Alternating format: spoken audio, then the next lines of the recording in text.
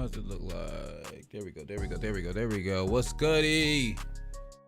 What's good with y'all? We back.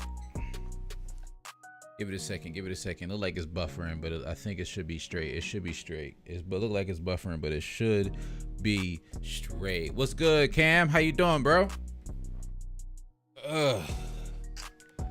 Sorry I'm a little late, but you know, we in here.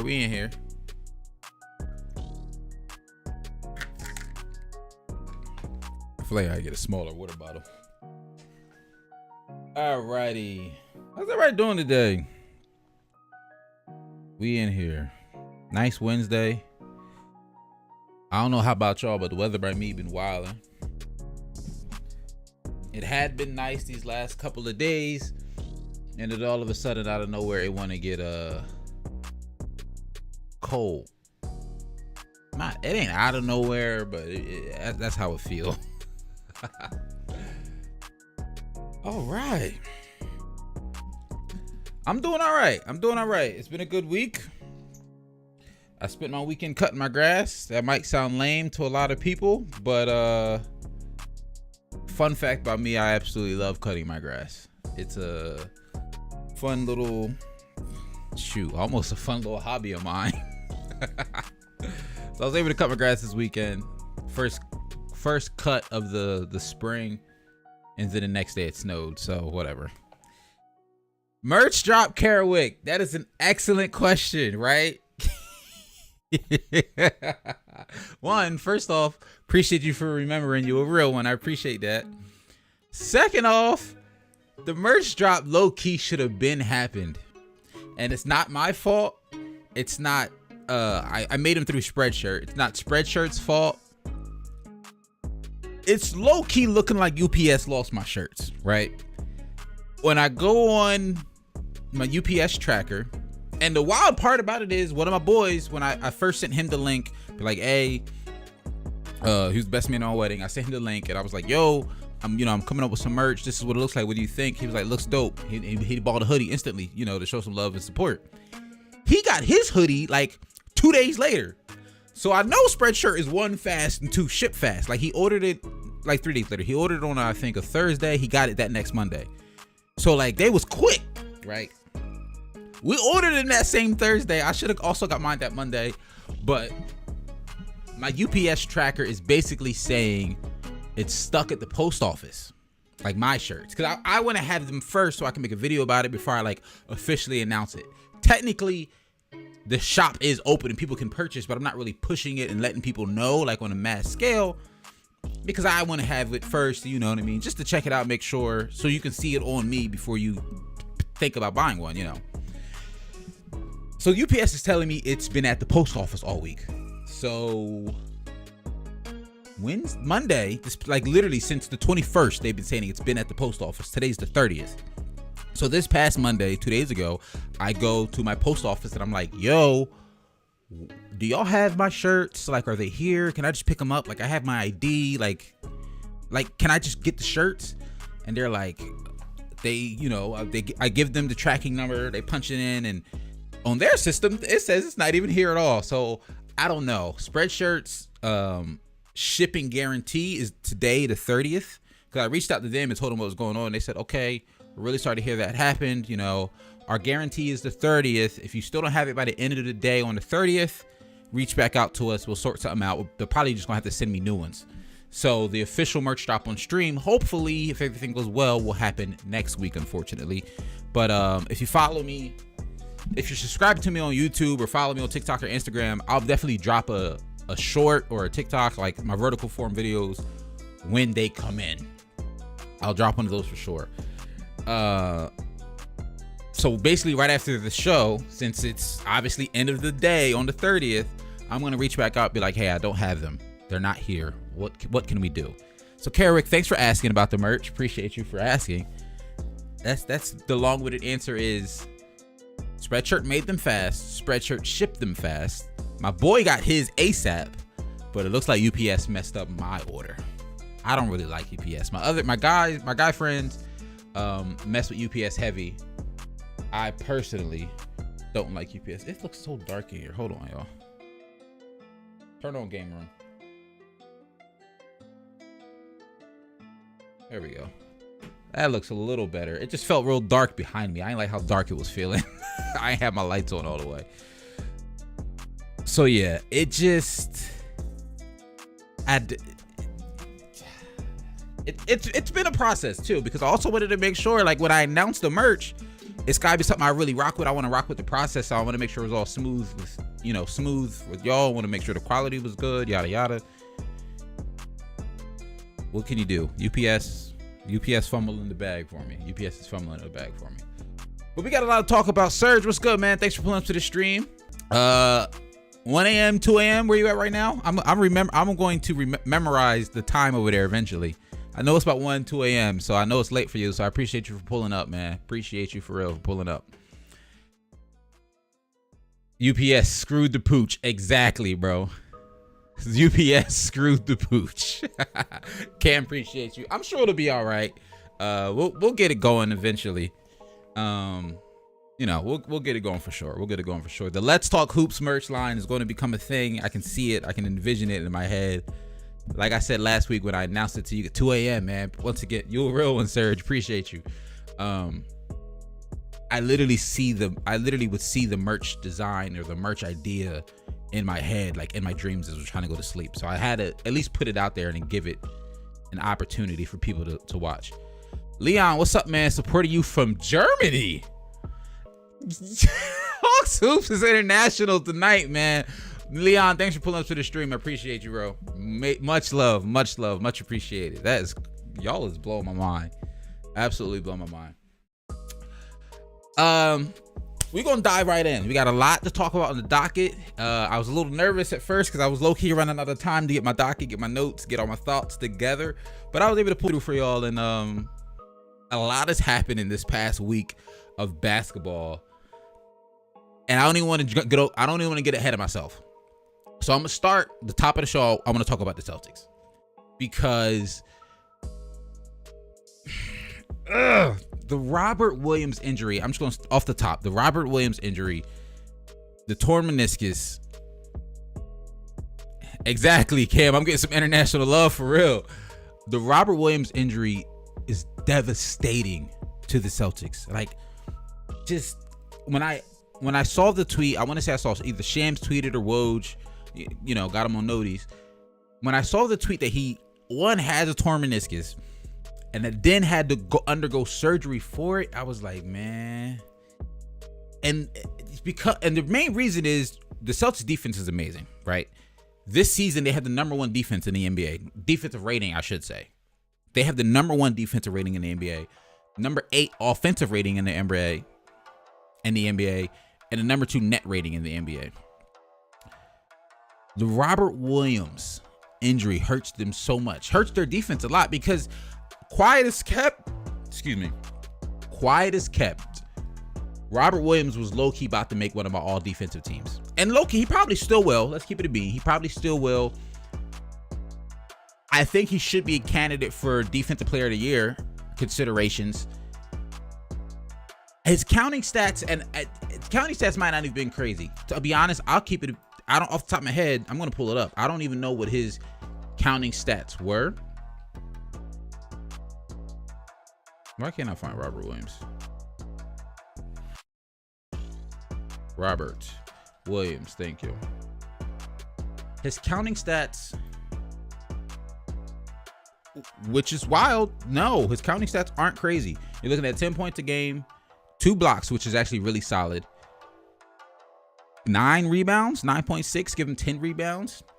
So if you look at his counting stats, no, they're not crazy. The blocks are high. 2 blocks a game is actually really, really good in the NBA. I'm not sure where he's ranking among block leaders, if you will, but those are good numbers. But when you watch the Celtics games, what he's able to do for them defensively, he gives them what, to an extent, he gives what Draymond Green gives the Warriors on defense. The ability to be able to switch a little bit. He's able to contain some guards a little bit on the pick and roll. He's able to play way bigger than he actually is. Robert Williams is only, what, 6'9"? He's 6'8", according to Basketball Reference. I thought he was at least 6'9".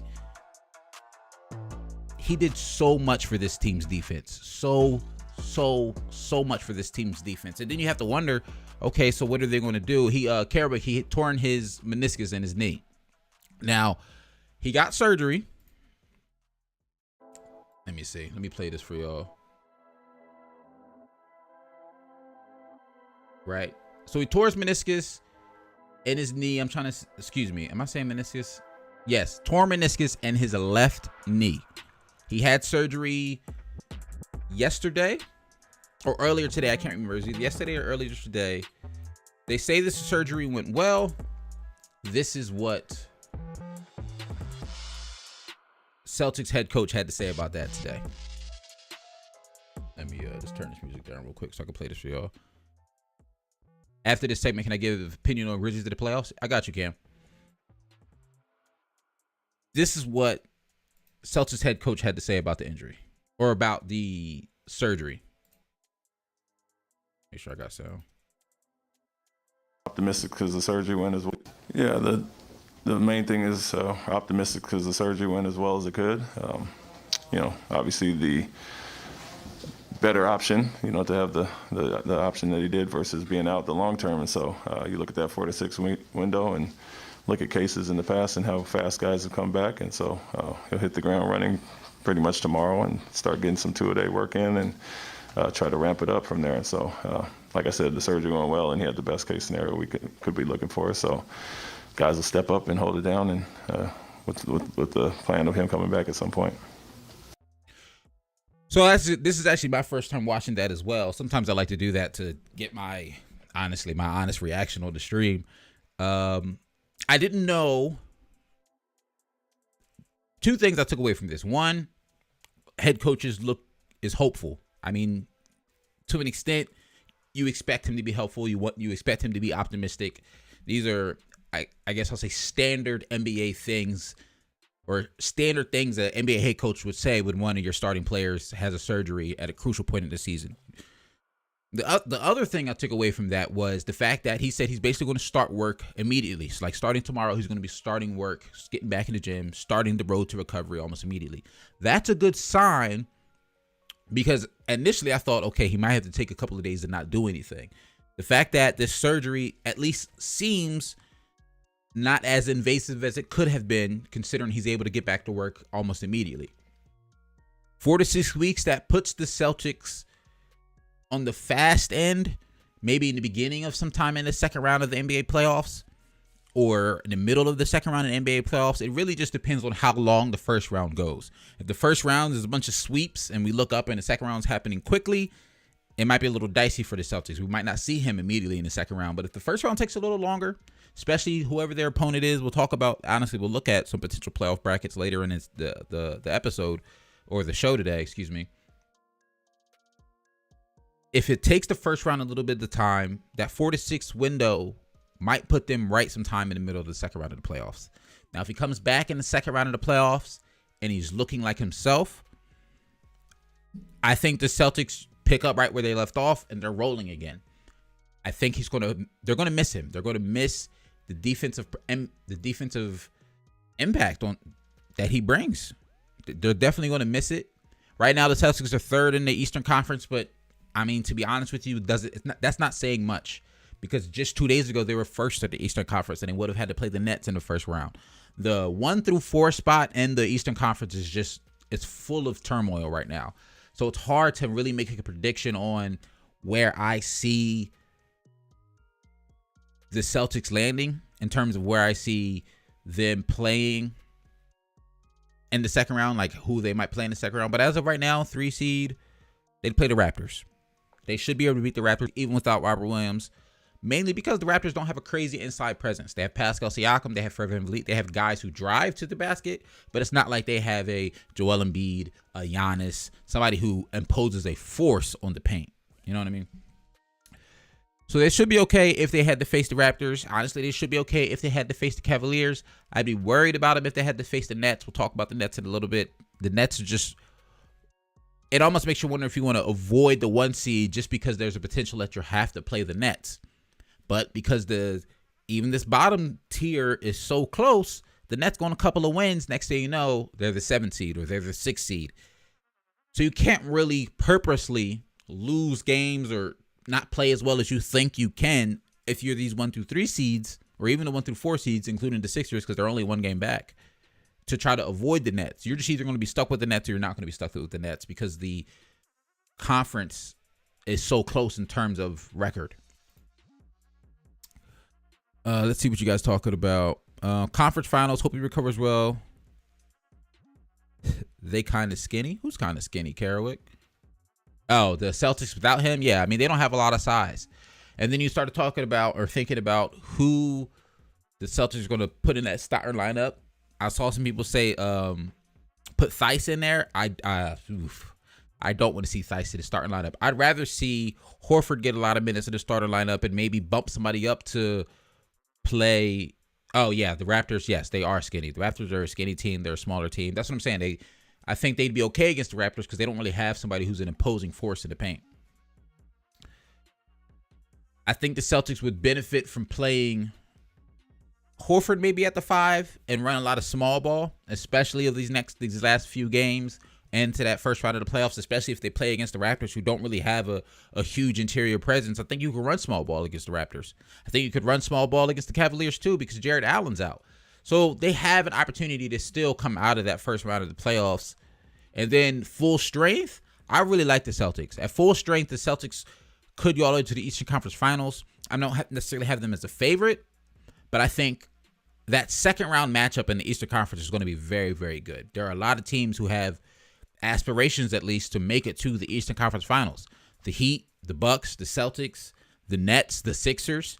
Those are 5 teams that I think legitimately should expect to make it to the second round of the playoffs. One of them isn't. We already know one of them. Whoever faces the Nets in the first round, one of those teams are getting knocked off. So one of the 4 teams are getting knocked off, or the Nets are getting knocked off.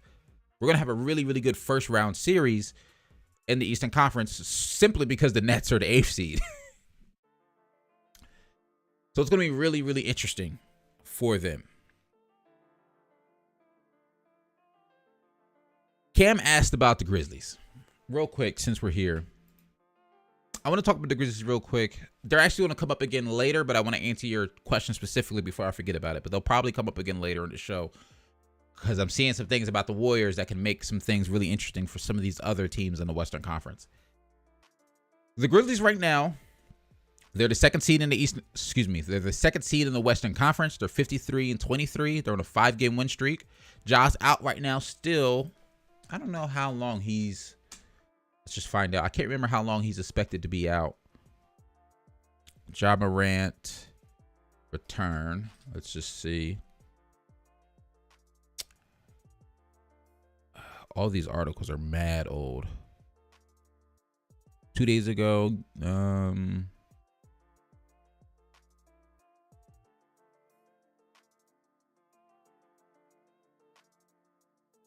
when is he expected to come back? I'm really trying to figure this out. All right, injury update. This is from 6 days ago. You know what I mean? Y'all can see what I can see. Most surprising, last 4 games due to new knee ailment, knee sprain all the way back in November. So his knee's bothering him again. I know he didn't play the other night. Reevaluated it 2 weeks as of the 24th. So 2 weeks from the 24th is what? So the 24th was last Thursday. Tomorrow makes a week. April 7th makes 2 weeks. So right before the end of the regular season, it's looking like he'll be reevaluated, according to Shams, according to this tweet from Shams. And that's a reevaluation. That's tough. Because a reevaluation could mean he's coming back right away. A reevaluation could mean he's going to still sit some time out. A reevaluation can mean a lot of things.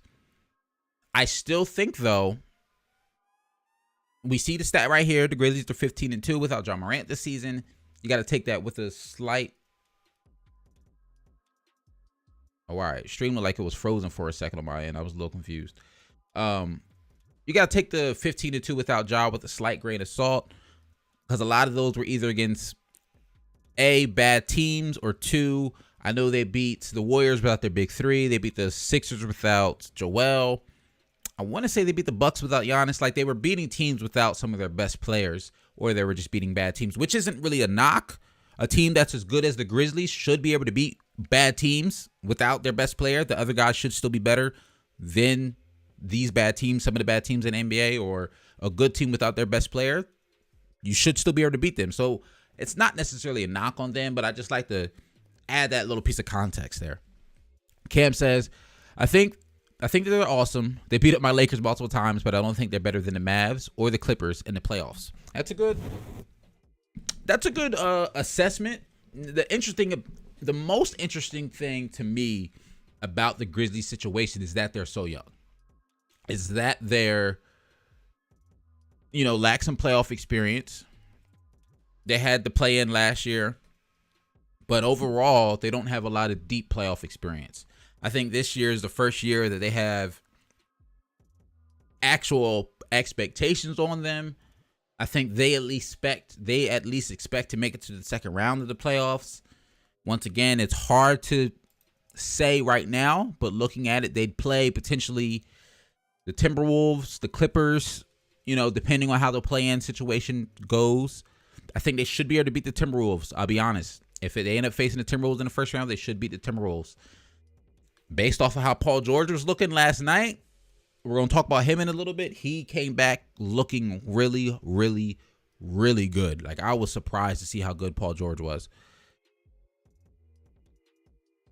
The Clippers are going to be a dark horse. It just is what it is because Paul George is back now. I'm hearing rumors that we might see Kawhi back. Personally, I don't think we'll see Kawhi. I'd be really surprised if we did. But the Grizzlies they're hard to pin. I like them a lot. I think they had a really good regular season. I personally will say I expect them to make it to the second round of the playoffs. And if they don't make it to the second round, if they play a Clippers team that has, Paul George, potentially Kawhi Leonard, I expect that to be a 6-7 game series. I don't expect them to get walked in the first round of the playoffs. I expect them to make it to the second round of the playoffs. They're the second seed. It's like they're locked at the second seed too. It's not like questionable. They won 53 games this season. They're a 50-win team. They're a good team. I expect at least a second round appearance for the Memphis Grizzlies. That's my take on the Grizzlies. You don't know what to expect for them. They're going to run or they go out very bad. Serge, I agree. It's hard. Everything is possible with them. I agree. It's hard to really pinpoint it just because we haven't seen them. Kerwick, I agree. Kawhi is out for the rest of the season. The only reason I'm saying it's a maybe, and the only reason I'm seeing some beat reporters from the Clippers saying it's a possibility or saying they're hopeful. My real prediction is we don't see Kawhi this season. But I feel like there's like a 5% chance, which ain't much. It ain't much. But the Grizzlies are just a little up and down.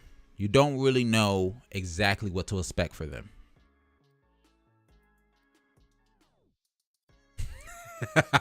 Cam, please don't talk about the Lakers. I know they're really bad. Please don't. Let me just double check. They are on the schedule of things to talk about, but not, and ironically, they're next. But it's not bad. Like, it's not crazy. The things I want to say. I really just want to look at the Anthony Davis and LeBron James timeline. I made a YouTube short / TikTok about them already, saying personally, I don't think they're going to make it into the playoffs / play in this season, which is crazy. Let's just look at the injury report just real quick. It's going to be 2 seconds. Let's just look at the injury report, see how they're doing. I don't want to kill the Lakers fans too much, but let's just look. So this is from CBS Sports from 2 hours ago today. Just a quick injury report. LeBron James is ruled out versus the Jazz on Thursday. Tomorrow, Anthony Davis is eyeing a return on Friday. I'm just skimming it real quick to see if they said anything else important here. Falling out to the Dallas Mavericks. That Mavericks game was wild, by the way. I don't know if y'all watched it. I didn't watch it because I knew it was going to be wild. But then when I looked up and the Mavs had 86 at halftime, I didn't think it'd be that wild. You know what I'm saying? I didn't think it would be that wild. I also wanted to see the Lakers in the playoffs. I feel like y'all know how I feel about LeBron James by now. Y'all know he's not one of my favorite players, but I definitely respect his game. And I'm very surprised to see the Lakers go out like this. Y'all know Russ is my guy. I'm a huge Russ fan. We can talk about their schedule upcoming real quick. I mean, I talked about it before. I don't know how many games they're winning coming up. Now with the Steph being out, a lot of people have pushed back on my video saying that they should be able to beat the Warriors. And after seeing how the Warriors have looked over these last couple of games without Steph Curry, they just might. They just might beat these Warriors. Anthony Davis coming back could be really big for them. It could help them win a lot of these games to make a push to get to the play-in tournament.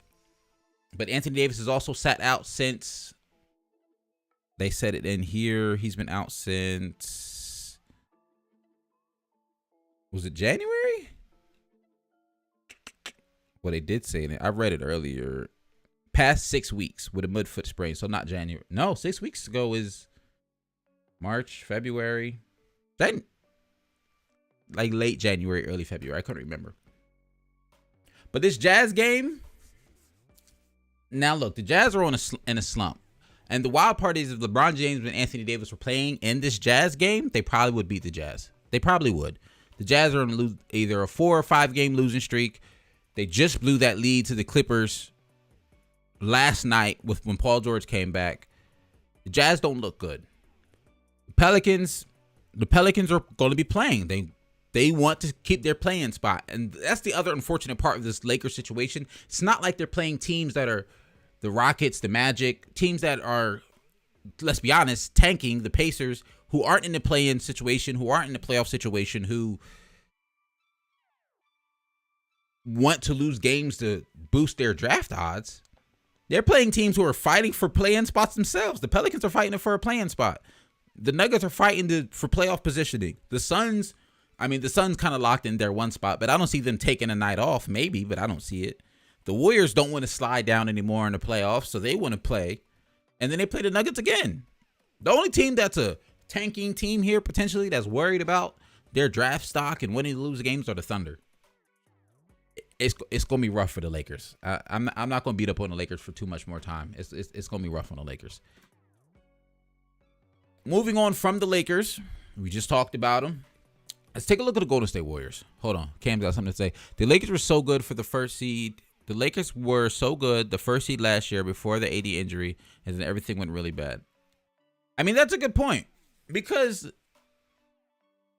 with Anthony Davis, the team they had constructed last year was a good team. I liked Caruso. I still like Caruso. I liked Kuz there.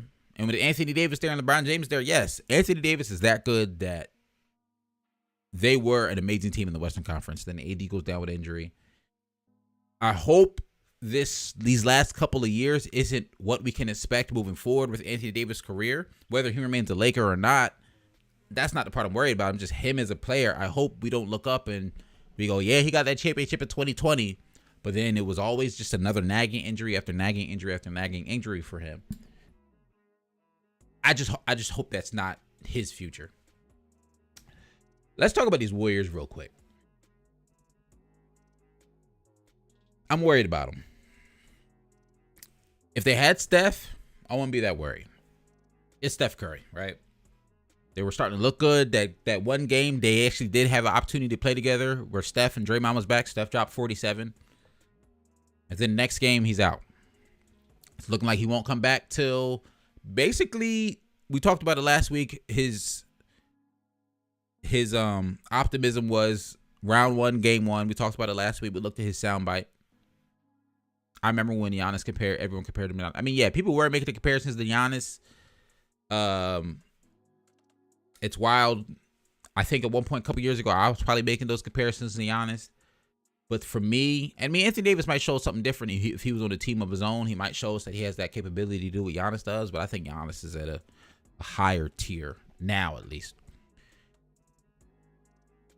The Warriors, without Steph Curry, I'm worried about them, right? Very similar to the conversation we just had about the Lakers. Let's look at this Warriors schedule. It's not looking easy. They just lost to the Grizzlies.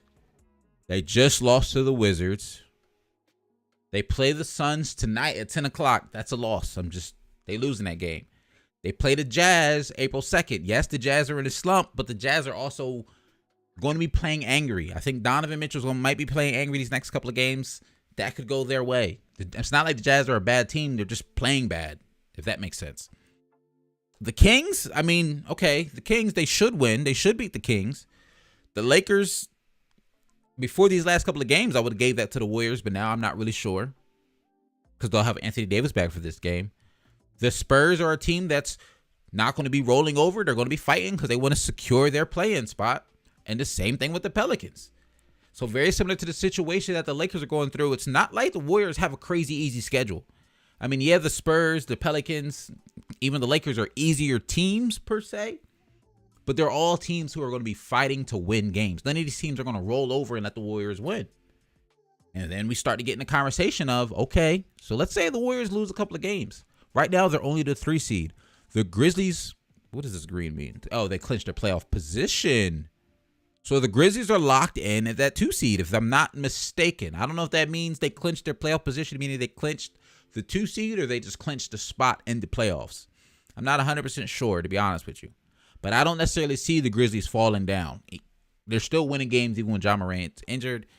And the Warriors, it's not like the Warriors are winning games at such a high clip that I see them overtaking the Grizzlies in these last couple of games we have left. So we got to start to think, what would it look like if the Warriors fall down to this 4 seed? Because then they're in this 4-5 bracket. Yeah, because then they're in the 4-5 bracket, and they would then play the Suns in the second round. And then you got to think about, wait a minute, if the Warriors and Suns meet up in the second round, they're going to knock one of each other out. And that's something I don't think, at least I know I wasn't really thinking about all season. These last couple of months, I was like, okay, Warriors 2 seed, Suns 1 seed. They're meeting in the Western Conference Finals. Because I'll be honest, as much as I love these other teams, much as I love the Grizzlies, much as I'm a Paul George fan, much as I'm liking what Jokic is doing, the Jazz, the Mavericks, I didn't see either of any of those teams really knocking them out in a 7-game series. But if the Suns beat the Warriors in a 7-game series, I think that would be really, really, really interesting. For 2 reasons. One, obviously, it makes it so they're both not in the Western Conference Finals. And then you really get to see who's the better team a little earlier. But for the other teams in the West, it gives one of them an opportunity to make it to the Western Conference Finals. We could be looking at, and that's why I said we're going to get back to the Grizzlies in a second. We could be looking at the Grizzlies in the Western Conference Finals. We could be looking at a Clippers team with Paul George in the Western Conference Finals. Well, depending if they have to face the Suns or not in the first round. The Nuggets could make it to the Western Conference Finals. This is the type of conversation we might be having if the Warriors and the Suns face each other in the second round. It could really open up the whole other side of that Western Conference bracket for other teams to make it to the finals, the Western Conference Finals. Now, Cam, you bring up a good point. He said the Suns are beating the Warriors in the second round. In my opinion, they're easily the best team in the Western Conference. Cam, I 100% agree with you. The Suns, I'm saying all this because this is the type of stuff that, interests me. And when you lace them up and when you're on the court, anything can happen. It's 48 minutes, anything can happen. But if you want my honest opinion, the Suns are the best team in the Western Conference, hands down. The Suns are going to the finals. I said this a couple of months ago. My finals predictions is still, to this day, Suns-Bucks repeat of last year. I still love talking about the NBA, and I love having these conversations with you guys. That's why we're here. But my actual predictions is still, to this day, Suns versus Bucks. The Suns look, if they're healthy, they just look absolutely unbeatable. Cam, you took the words out of my mouth. I was literally about to say they're just really good at basketball. They play like a team. The Suns have everything you'd want in a team. We're about to talk about the Suns now for a second. They have a superstar in Devin Booker. They have all-star caliber player and Chris Paul. They have a low-key defensive player of the year candidate and Mikal Bridges. If he's not a defensive player of the year candidate, he should at least make all defensive team. Low key, DeAndre Ayton has an argument to also make it all defensive team. I don't know if he will because you have players like Robert Williams, Rudy Gobert playing well this season. But DeAndre Ayton's having also a really, really good season defensively. The Nuggets just top to bottom. Cam Johnson's a great backup point guard. They just have a complete team. In my opinion, the most complete team in the NBA outside of the Bucks, who's my team to go to the finals on the Eastern Conference side. Cam says my predictions were Lakers Nets.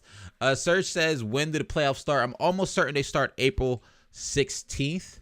NBA playoffs start. NBA playoffs start 2022.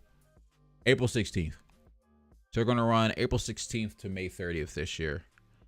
That's crazy that I knew that. I had that memorized because I know the regular season ends on the 10th. NBA teams get like a week off kind of sort of to start the game plan, to get a little bit of rest, and then ramp back up and practice towards those last couple of days. But they start Saturday, April 16th is the first day of the NBA playoffs. But the play-in tournament actually will be the 12th through the 15th. So the NBA season will stop on the 10th. And then through the 12th and the 15th, we'll have those play-in games. So we'll still have some basketball to watch. Some probably high-level, interesting basketball to watch because it's the play-in tournament. Is there anything else I wanted to say about the Warriors before we move on? Basically, I'm just really interested to see if they fall. If they fall, it's going to open up a lot of things for a lot of teams. We're going to see potentially the Grizzlies in the Western Conference Finals, the Nuggets in the Western Conference Finals. It'll be really interesting. How long we been? All right, 36 minutes. It's not bad. It's not bad. I'm trying to, like I said, in a 7-game series, the Suns versus the Bucks, who's winning?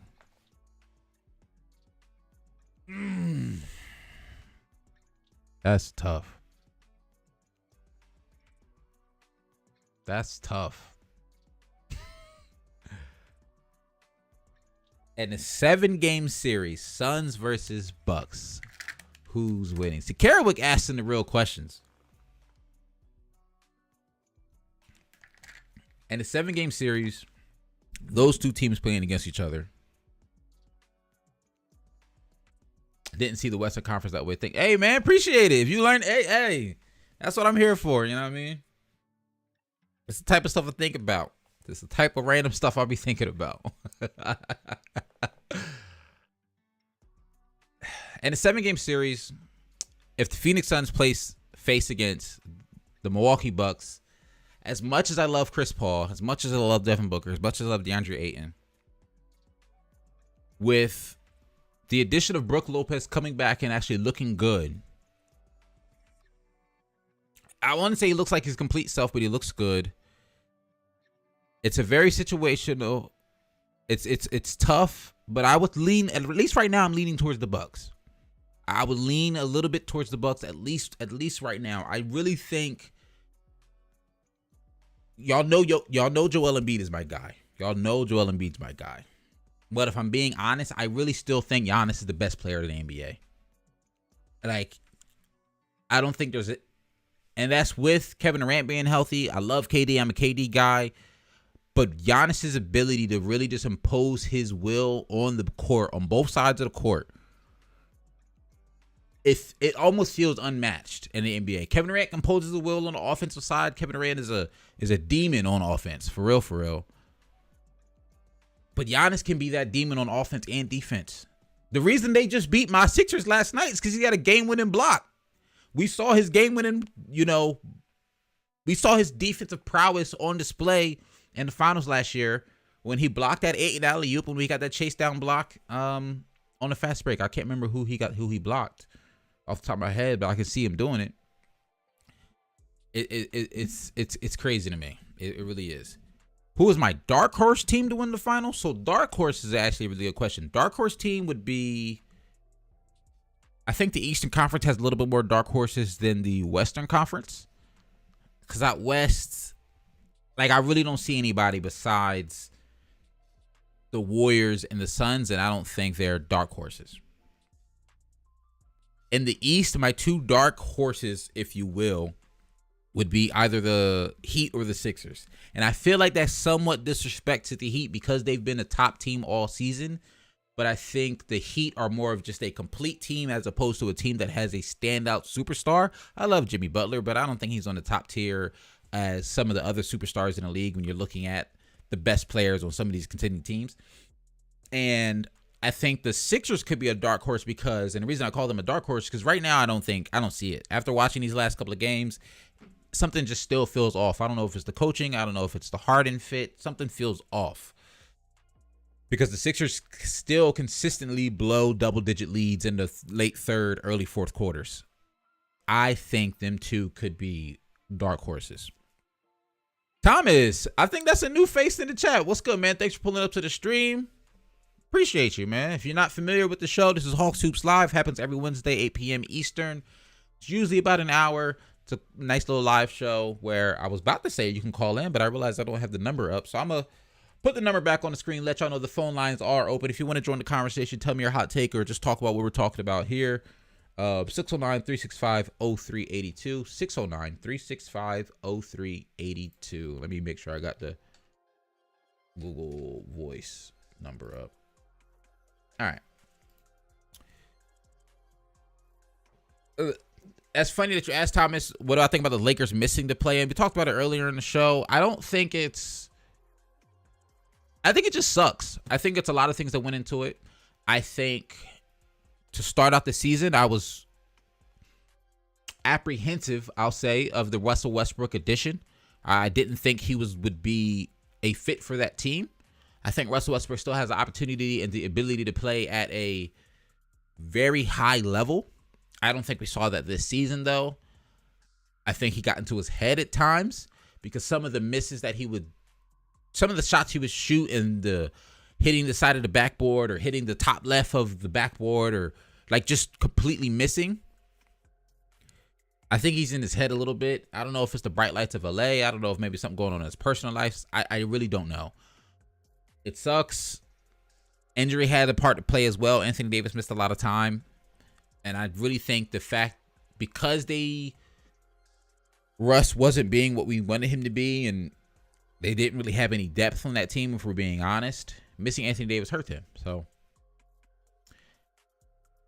I don't really have much to say about it. I don't want to kick a team while they're down or anything like that, but I don't think they put together a good team. And I think it's showing in their play. They're not playing well, and even when they were healthy, they're not good.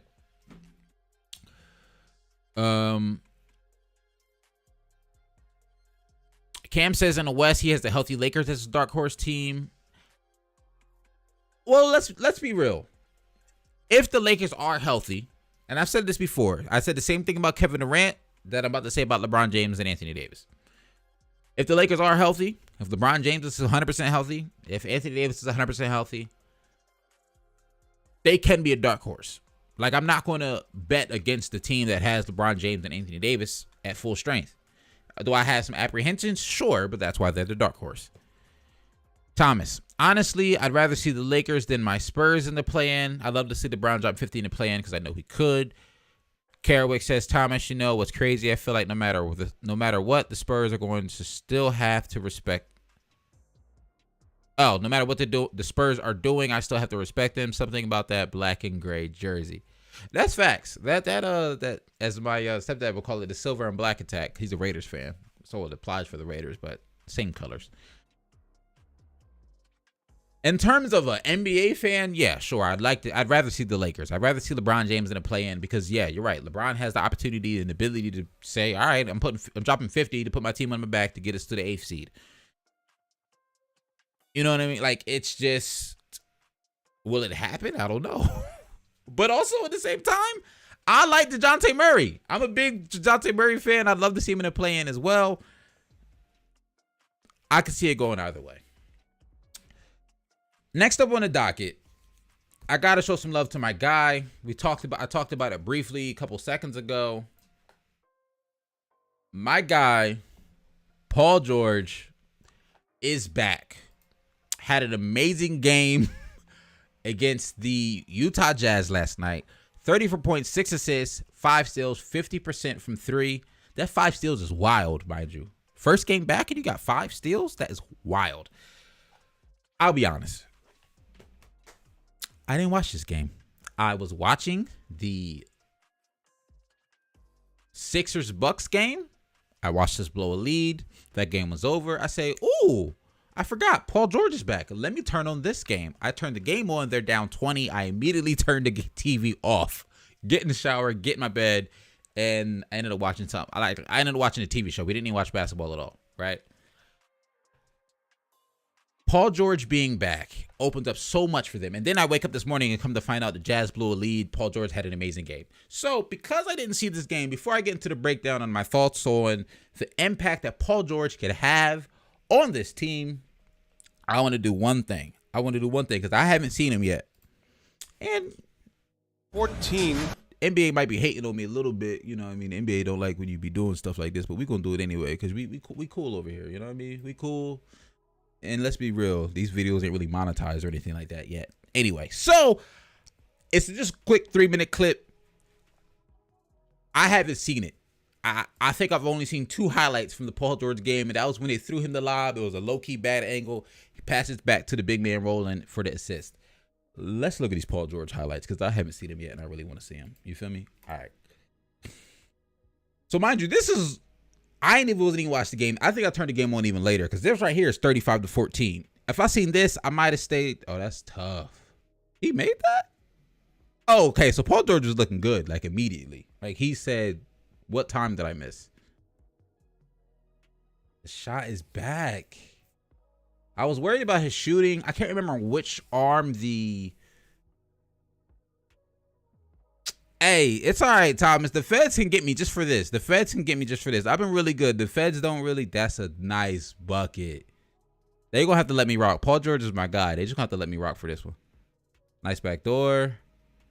Good pass. That's a good 30 from Covington.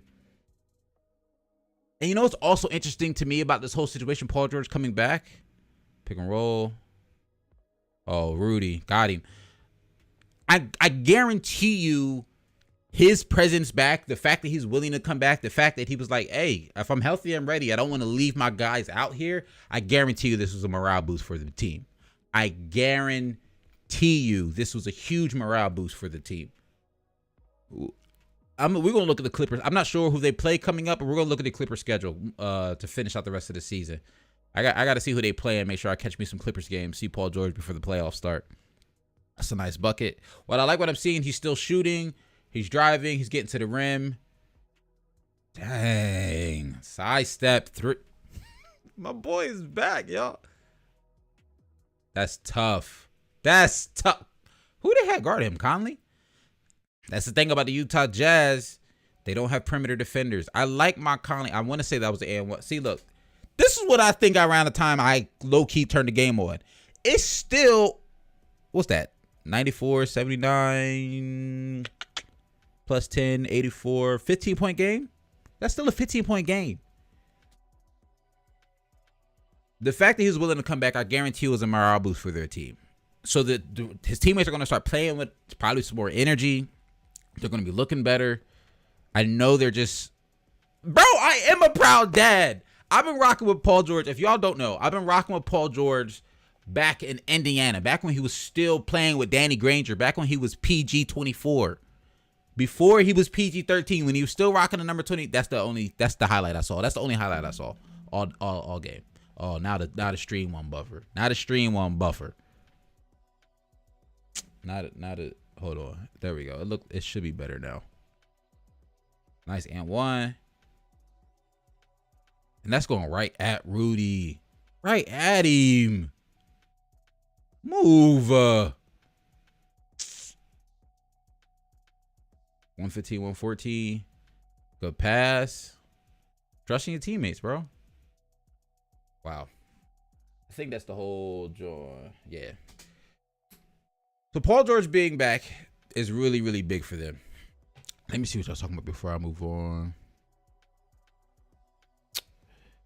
Speaking of Paul George, I think he's one of the most... Ashton, that's another new name I don't feel like I've seen before. Thanks for pulling up to the stream. Appreciate you, bro. I think he's one of the most complete players of all time. Oh, you said the most complete player of all time.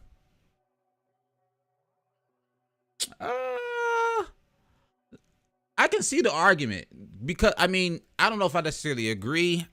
That's a high mark. That's a high mark. Only reason I would say I don't know if I agree because you can make the argument almost that one of his teammates is even better of a complete player than he is, and that's Kawhi Leonard. They're both great two-way guys, but Kawhi, you can make the argument is a better defender. Kawhi's carried the team to a championship and was Finals MVP. But I see the point. He's absolutely a very, very complete player. He's an amazing player. I love Kawhi Leonard's game. Let me take this off while I read these comments real quick.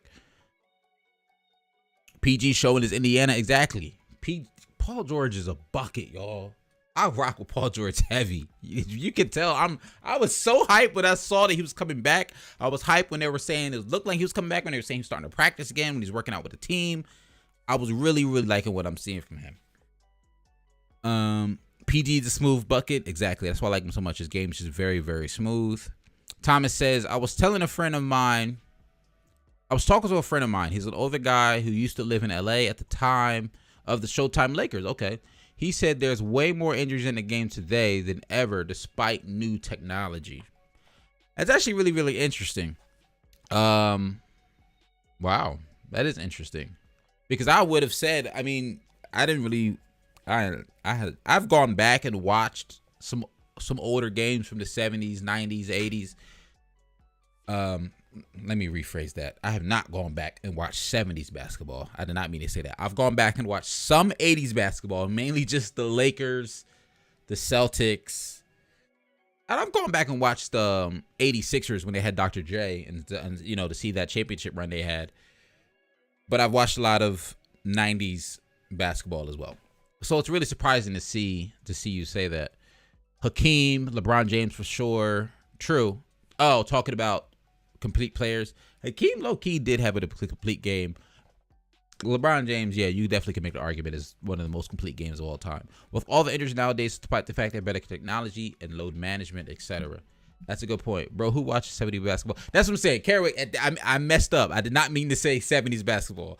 I have not gone back to watch 70s basketball. I'm not watching that. 80s is about the farthest back as I'll go to see players like Bird, Dr. J, Magic, that type of stuff. I was not going back and watching 70s basketball. I did not mean to say that. Ain't nobody watching that, man. I'm not watching 70s ball. You couldn't pay me enough to do that. But I wanted to continue to talk about the Clippers, right? Just real quick. Paul George is back. I didn't realize how small this was. All show. Is that a little bit better? There we go. Oh, that's way better. My fault, y'all. Why ain't nobody yelling at me saying y'all couldn't see this? I'm assuming y'all could see it because ain't nobody say nothing. So the Clippers right now, 8th seed.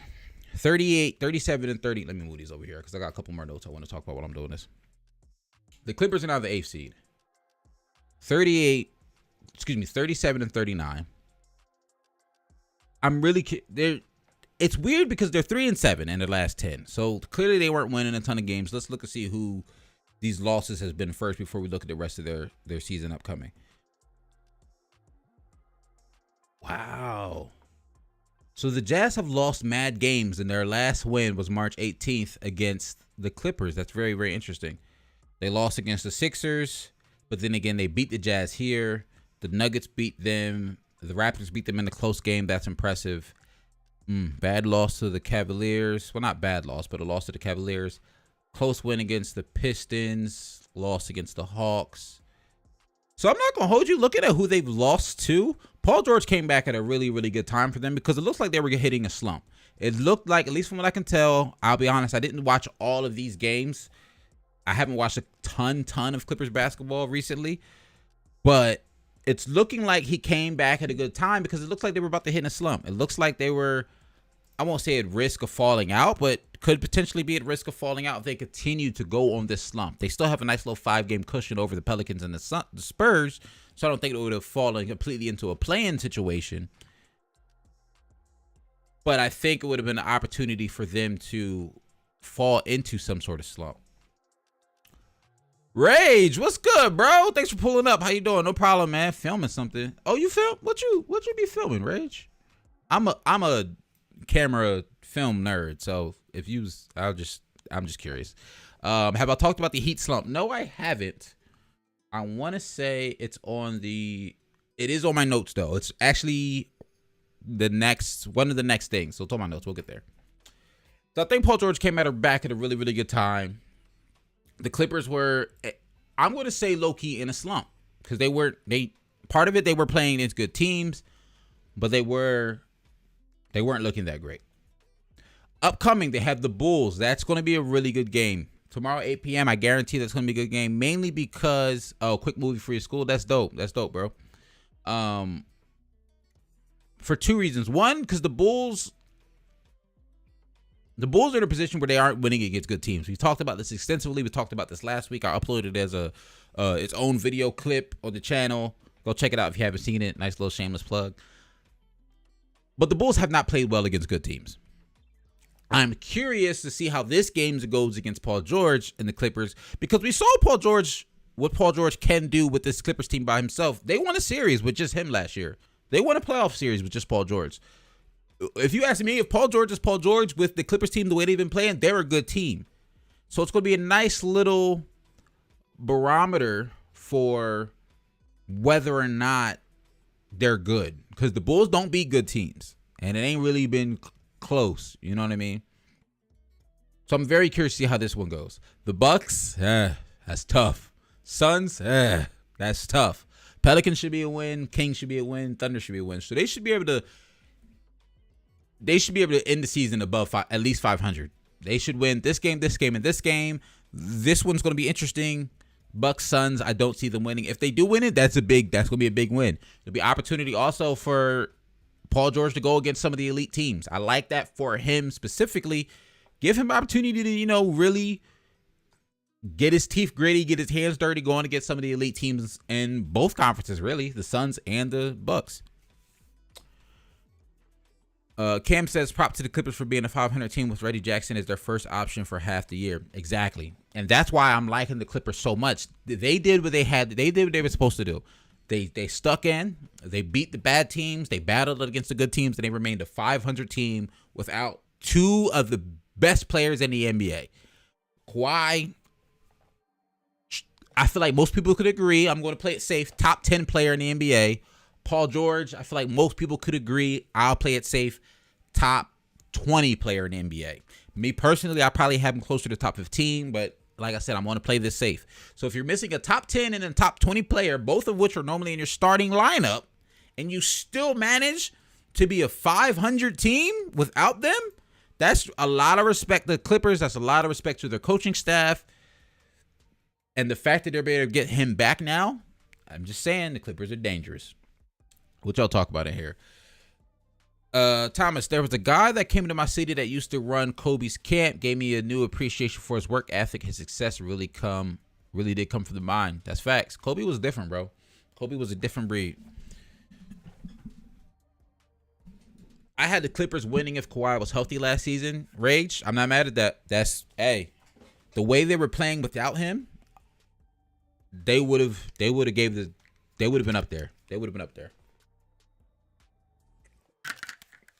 All right, couple more things on the docket. How long we been live for? You know what's crazy? Let me show y'all something real quick, right? Y'all might laugh at me. I don't know. So I've been wondering why the stream has been laggy, I'll say, these past couple of days.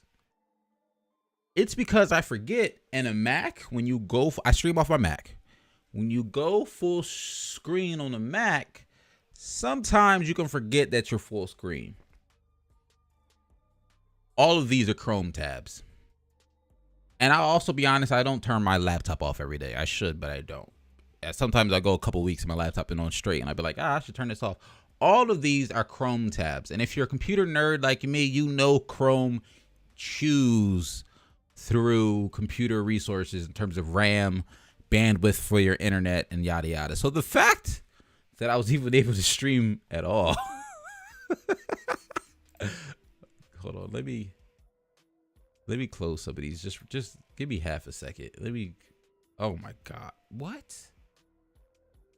When I tell y'all there are tabs.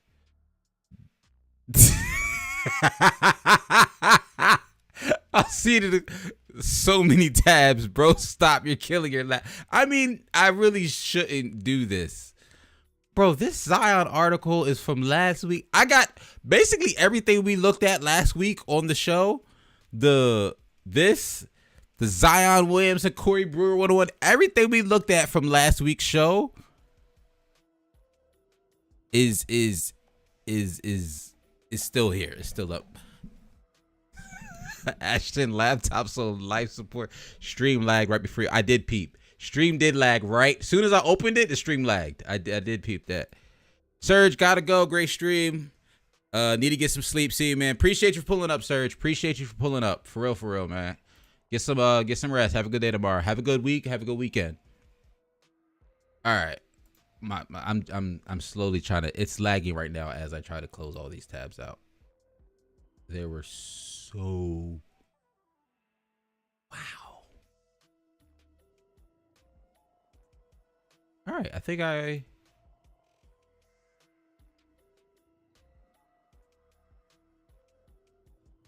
Nope. I don't have them all. Okay. Whew. Wow. All right. Thanks for rocking with me while I try to get my laptop back to health and close out of 1,000 tabs. I appreciate you, Serge. Have a good one. All right. Next thing on the docket. All right. There we go. It lagged for a second. I definitely hit a lag spike as I was moving and closing out all those tabs. I don't want to talk about it too much because we talked about it a lot. I just want to. I've touched on it as we talked about other teams of how. Not gonna lie, Hulk, you should stream on Fridays and Wednesday streams. I appreciate you, Rage.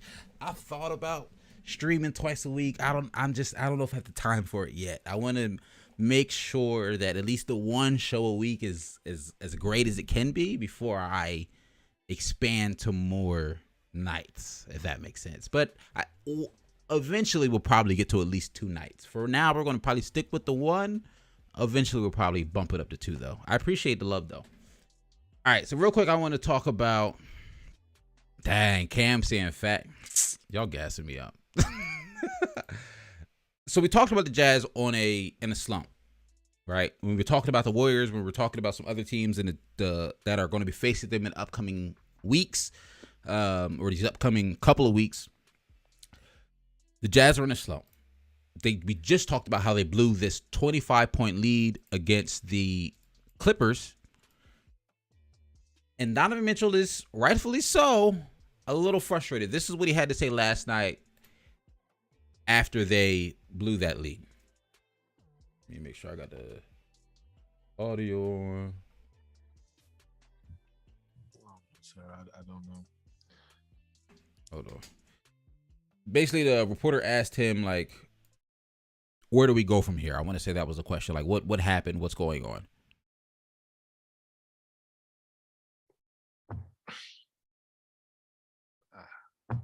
It's the same shit.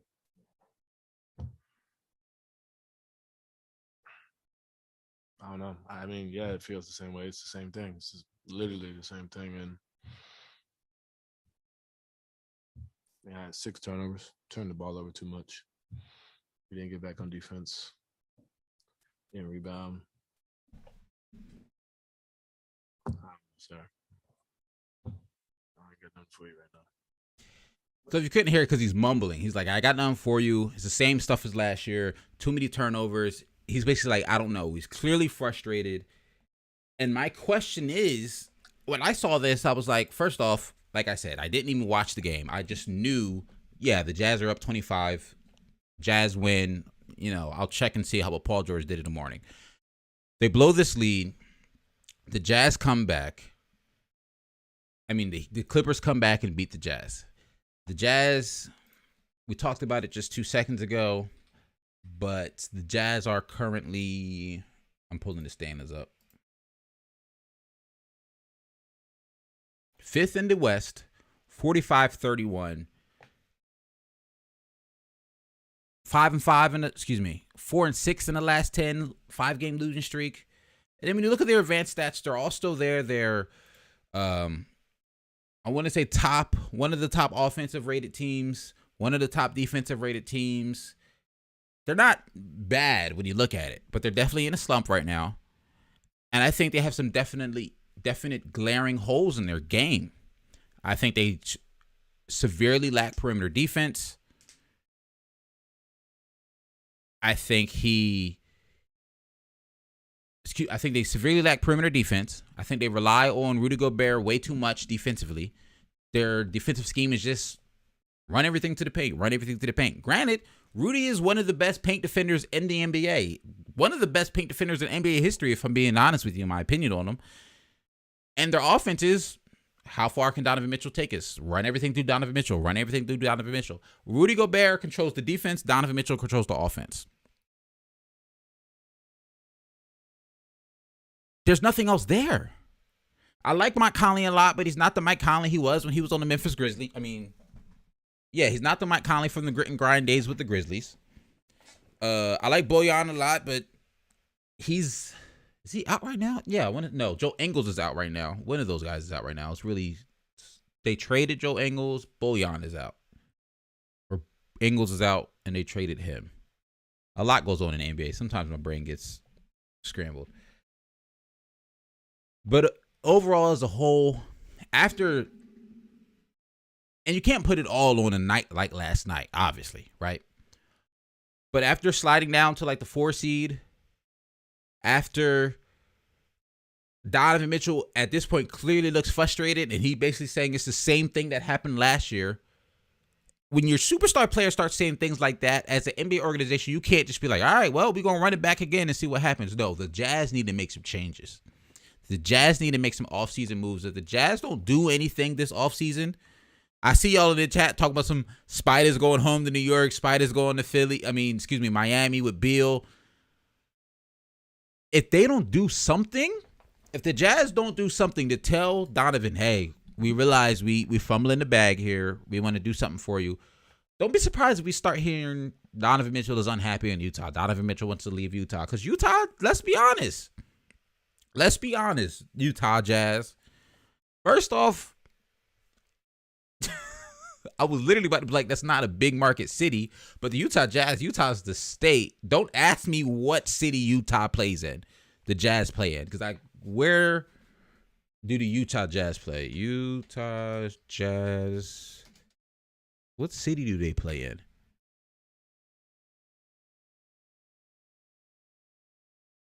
Oh, all right, they play in Salt Lake.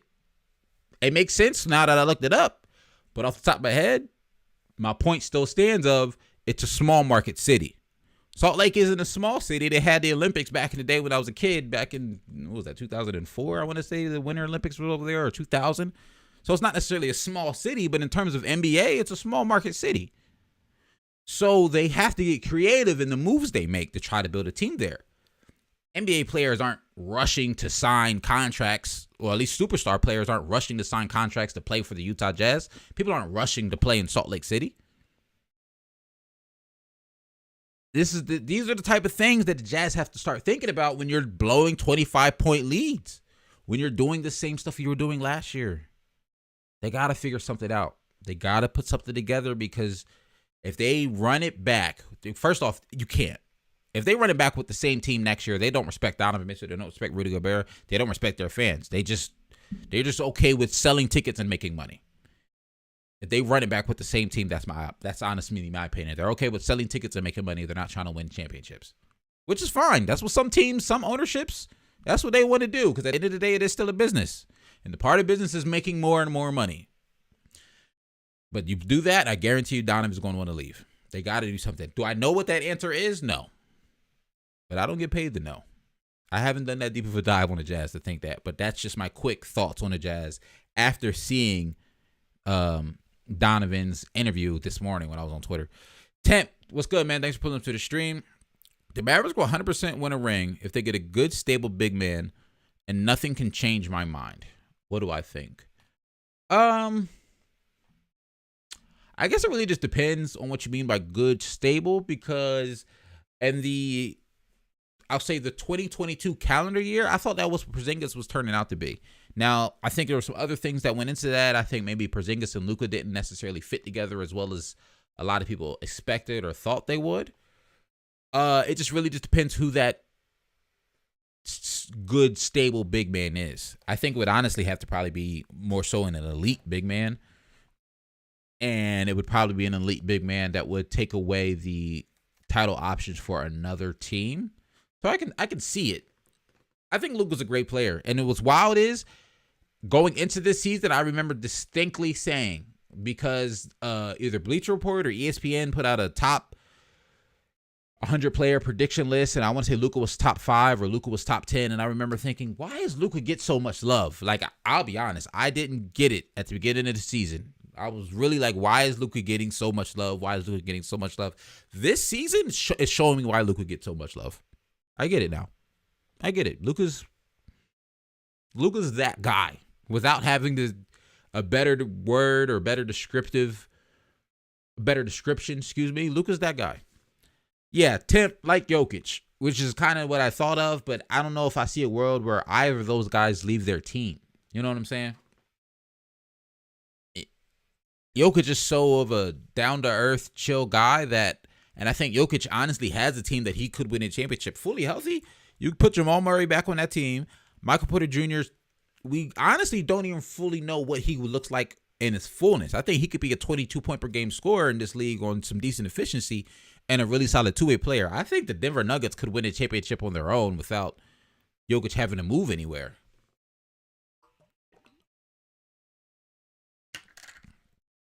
Ashton Porzingis was a post player, but was forced to be a stretch big. There's some, excuse me, that was right in the mic. I apologize. There's some truth to that statement for sure. I want to circle back to who asked that question earlier. I want to say it was Rage's question about the Heat. I want to circle back to Rage's question about the Heat. I'm at that point of the docket. So if you haven't seen it by now, the Heat are in a. Let me look at the standings. I don't know if I'd say the Heat are in a. They're 4-6 in their last 10. Okay, the Heat are in a little bit of a slump. Before this last win against the Kings, which they lost to the Nets, lost to the Knicks. That's a bad loss. I'm not gonna hold you. Lost to the Warriors without Steph. That was also a bad loss. That was the night that fight happened. That broke out amongst them. Was that the night the fight broke out, or was that a different game? I want to say that was the game the fight broke out. They lost to my Sixers. They lost to the Thunder. I'm sorry. And they won against the Thunder. So their last win in that 4-game stretch was against the Thunder. They lost 4 in a row, and then they just won again against the Heat. Now they're currently battling against the Celtics, 69-66 with 6 minutes left in the third quarter. And all I have written down on my notes for this part, because I don't have much of an in-depth analysis on them in terms of really looking at their numbers and stuff like that. It's a simple question. Am I worried about the Heat? And honestly, it's a simple answer. No. The Heat showed me back in November, back in December, when they went down with all those injuries. Oh, what fight? Don't follow the Heat? All right, Kerwick, I got you, bro. We gonna see Heat. Nah, we gonna pull it up now.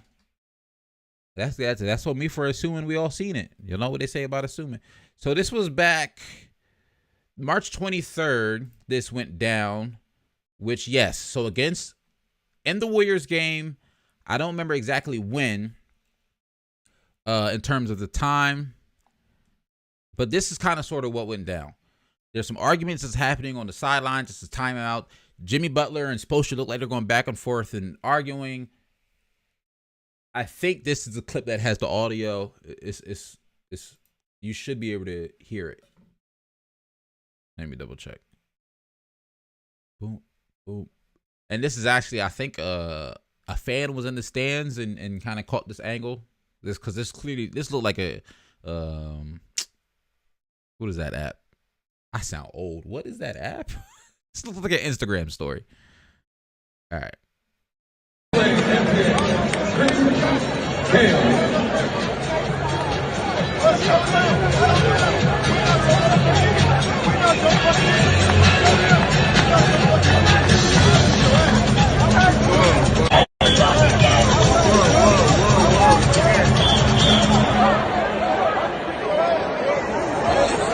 So that's that angle. I don't know if there was another. Oh, yeah. Another angle here. So you can see it.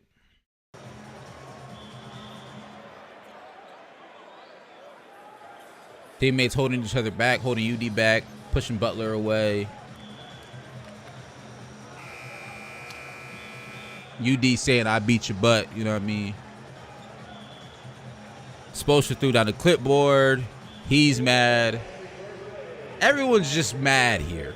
Now, a lot of it could be because at the time, I'm almost certain they were losing this game. They're losing to a a Warriors team that doesn't have Steph, a Warriors team that's in a slump themselves, and they could have just been frustrated within themselves, frustrated with their play, frustrated with the way it's going.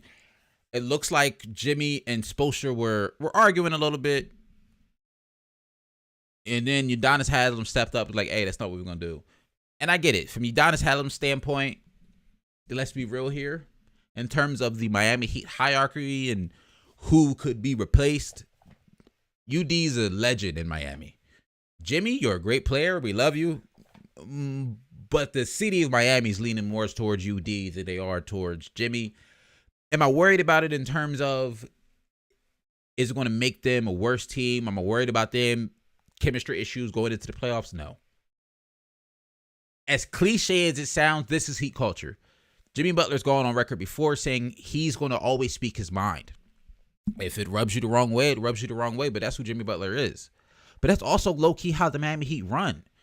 They're a team that doesn't really pull punches. They don't hold back. They don't talk around each other's backs. They're going to tell each other if they're unhappy with each other in that moment. And I think that's just what we saw on display there. Does it suck that it happened on the sidelines at a timeout in a game that they ended up losing? Of course, sure. But then reports came out afterwards that, I mean, honestly, they're cool now. Like, everything's okay.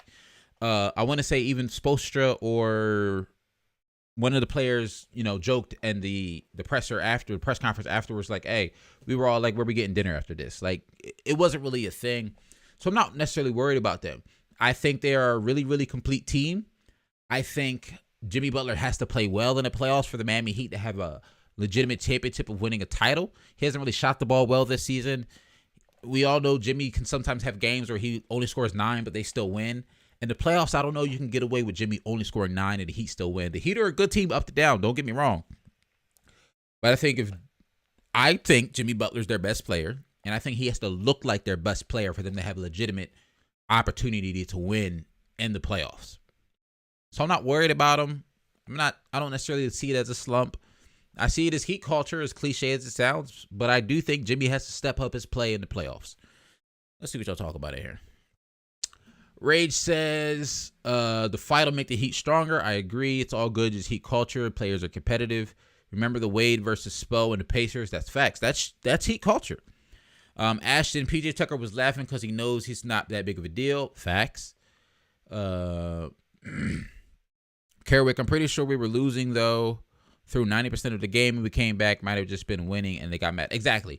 The Heat lost that game more than the Warriors won that game. I hate to say that sometimes, but the Heat were up almost the whole game, and then they came back at the end because the Heat just fell apart.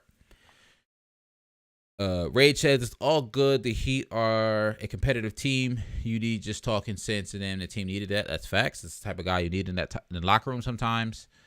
Jimmy went over the line. I don't know. That's Jimmy though, and I think the Heat recognized that, and to an extent, that's why he fits so well there. Hawk, do I think this culture can be toxic? Nah. I think if you play alongside players who don't respond well to that, it can be. I.e., or for example, Jimmy Butler with the Timberwolves. Jimmy Butler was just being Jimmy Butler, but I think at the time, was Wiggins there then still? My memory be fading. At the time, Wiggins and Cat weren't those type of players who would respond to the world in general. Do you think culture can be toxic? The word in general, fans make it toxic, make the word toxic. fans make the word culture toxic or the word like heat culture toxic. I don't think it's toxic. Long story short, I don't think it's toxic though. I think just certain players respond differently to certain types of reinforcement, I'll say. Some players like, the whole, yelling in each other's face. It amps them up. It gets them going and it makes them play better. For some players, it makes them play worse. Some players need to be encouraged instead of yelled at. And for some players, encouraging doesn't get them up to play better. Fans can make the word culture toxic. Maybe. I don't know if I see that, Rage, to be honest with you, but maybe. I can see your point, though. I never really thought about it like that. And last thing before we get up out of here. Oh, wow. We've been going for an hour 20. Appreciate y'all for staying and hanging around. Y'all know me. Zion's my guy. I'm a Zion fan now. I'm just willing to admit it. I'm a Zion fan. Zion's traveling with his team for the first time on a 4-game road trip. 4-game road trip. It's the first multi-game road trip of the season that he's traveled with the Pelicans. It's just a good sign. At this point, I really still don't think we're going to see Zion. From everything that the Pelicans have put out, we probably won't see him this season. It'd be crazy for me to think that the first time we see him is going to be in a playoff game. I don't think they would do that. But I'm looking forward to the future. I'm looking forward to Zion's future. I'm looking forward to the Pelicans' future, and I really hope he stays. I know a lot of people are saying he might go to the Knicks, might want out, might want to go somewhere else. I really just hope he just give it a shot next year. Just give it a shot. Give it a fair try, because I really, really think a big three of Zion, CJ McCollum, and Brandon Ingram is dangerous. And Jonas Valanciunas he's a good stretch big. He's proven himself to be a solid stretch big this season. So, y'all know me. I had to get the Zion news in there. All right, y'all. But, oh, well, it's 9:30. All right, I'm going to go eat some dinner. I'll catch y'all later. Once again, thanks for so much for pulling up to the stream. Hawk Soups Live happens every Wednesday, 8 p.m. Eastern. And I'll see you guys next week. I'm out. Peace.